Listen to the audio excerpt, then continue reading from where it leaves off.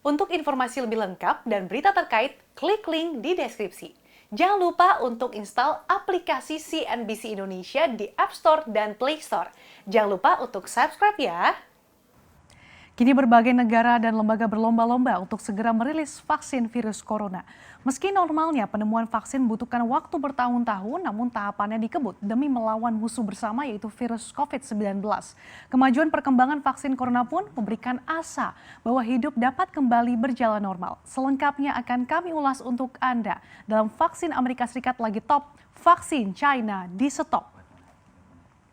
Setelah memulai uji klinis fase akhir di Juli 2020 lalu, vaksin yang dikembangkan berkolaborasi dengan BioNTech dari Jerman disebut memiliki efektivitas hingga 90% dalam menangkal corona tanpa adanya efek samping yang berbahaya.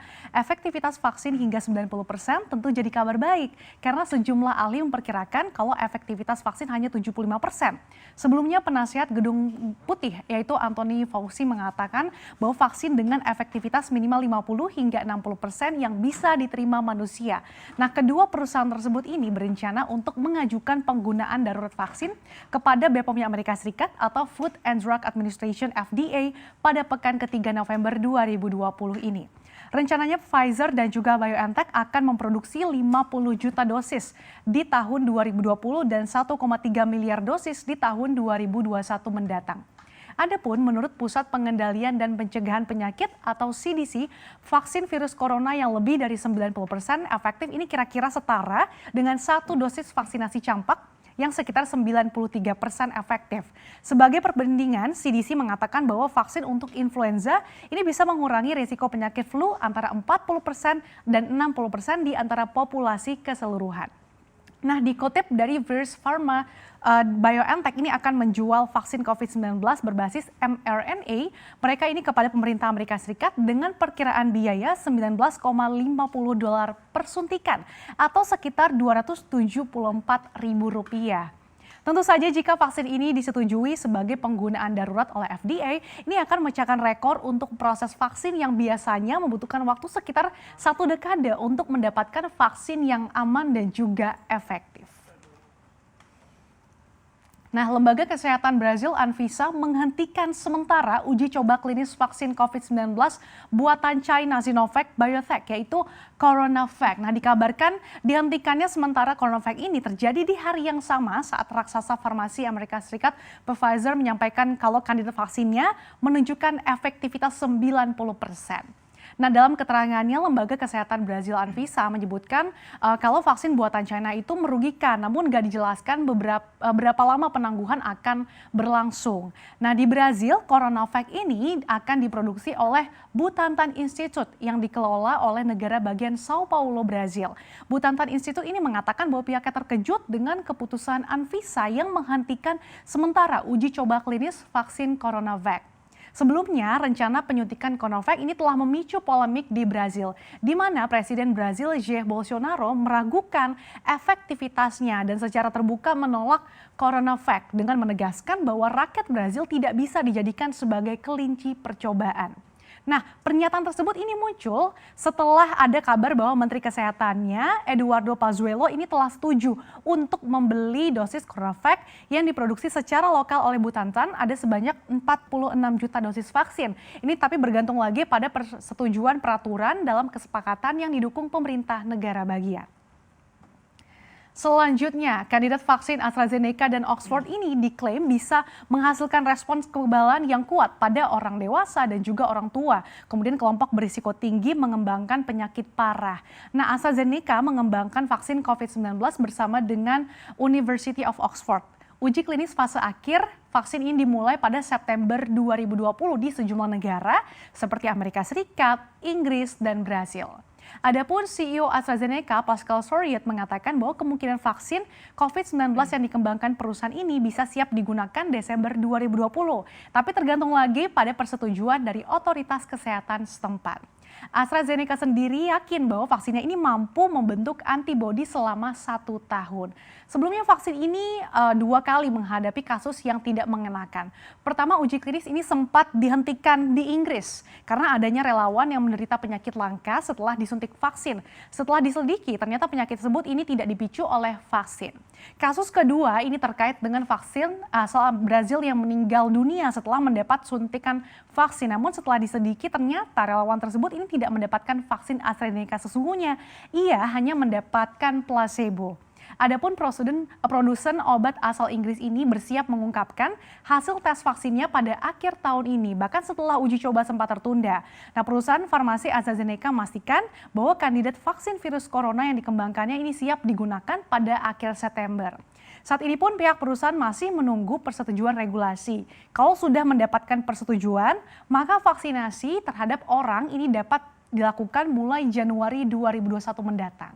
Vaksin produksi AstraZeneca ini rencananya akan dijual dengan harga 4 hingga 5 dolar per suntikan atau sekitar 56.000 hingga 70.000 rupiah, tergantung biaya produksi setempat.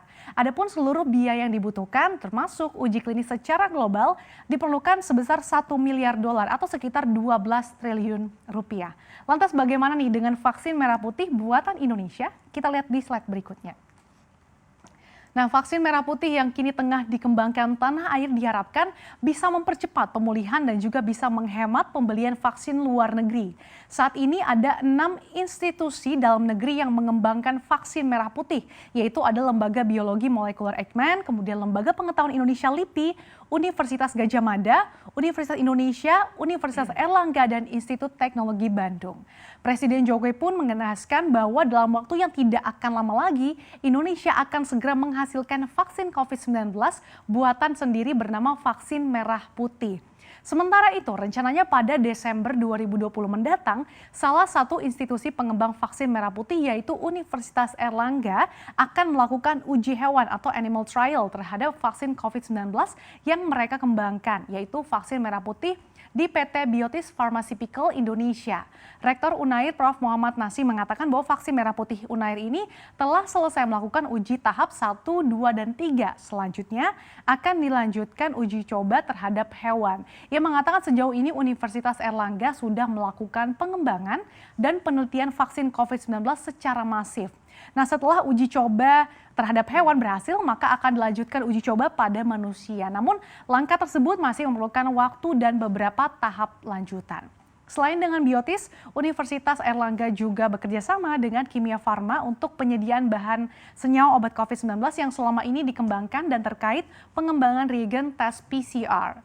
Selain pengembangan mandiri vaksin corona, pemerintah Indonesia ini juga telah melakukan finalisasi pembelian vaksin untuk COVID-19 dari 3 perusahaan vaksin. Nah, virus corona dari beberapa produsen yaitu ada Sinovac, kemudian ada juga Sinopharm dan CanSino untuk program vaksinasi di tanah air.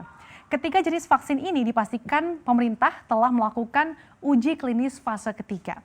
Kita lihat untuk Sinovac, ini sudah dasar penggunaan vaksin ini dikatakan telah mendapatkan persetujuan dari otoritas kesehatan di China. Saat ini pun BPOM sedang berada di China untuk melakukan sharing data uji klinis fase 3 dengan Sinovac. Dan terkait penggunaannya di China, di Brazil, dan beberapa tempat lain, Sinovac pun ini telah berkomitmen menyediakan 1,5 juta vaksin untuk Indonesia pada November mendatang. Kemudian vaksin Sinopharm di China, Sinopharm ini digunakan untuk tenaga kesehatan. Sinopharm pun ini dikabarkan sudah diberikan izin oleh otoritas kesehatan di Uni Emirat Arab dan mereka juga sudah melakukan uji terhadap kehalalannya. Dan juga telah berkomitmen untuk mengirimkan 15 juta dosis untuk Indonesia pada Desember mendatang. Artinya penyuntikan kalau 2 kali maka bisa digunakan untuk 7,5 juta orang. Selain itu, pemerintah Indonesia juga menggelar pertemuan dengan produsen vaksin CanSino. Ini setelah juga telah mendapatkan izin dari pemerintah China. Vaksin CanSino pun ini sudah disuntikan kepada tentara di sana. Berbeda dengan Sinovac dan juga Sinopharm, vaksin CanSino ini merupakan jenis vaksin yang single dose atau hanya perlu 1 kali penyuntikan. Apabila ketiga jenis vaksin dari 3 produsen China ini total, Indonesia dipastikan bisa mendapatkan persediaan vaksin untuk 9,1 juta orang di Indonesia pada tahun 2020. Semoga saja kemajuan vaksin yang tengah dikembangkan atau diuji berbagai lembaga dunia ini bisa betul-betul menghasilkan vaksin yang aman dan juga efektif. Dan tentunya yang harus dipikirkan bagaimana nanti distribusinya supaya bisa digunakan secara adil bagi masyarakat dunia, bukan hanya pikirkan cuan saja.